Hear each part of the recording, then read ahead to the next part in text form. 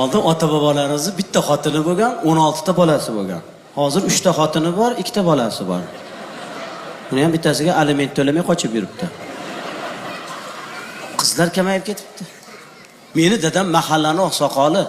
Dadam aytayaptilar, 26 yoshdan oshgan bolalarga hech kim qizini bermayapti ekan hozir. Bolalar o'tirib qolyapti ekan. Ha, yigitlar ham o'tiradigan payt kelibdi-ku.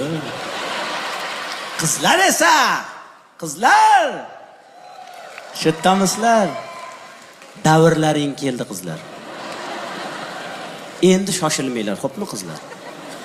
Bemalol o'qishlarni bitirib, diplomlarni olib, o'zlaringdan 10 yosh kichkina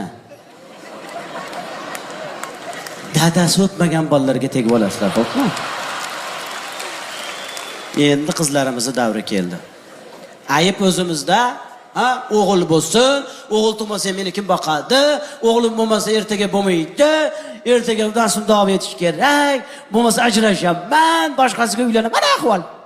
O'zbek ajoyib xalqda ketma-ket 3 ta 4 ta o'g'il tug'iladi-yu, любой payt tug'ilishni to'xtatish mumkin. Lekin ketma-ket qiz tug'sin, bechora xotin. O'g'il tuqquncha tug'diradi-ya. Katta qizi bilan raddomda yotibdi. Nevaralari keladi ko'rgani. Bu jon tog'am tug'ilmadimi?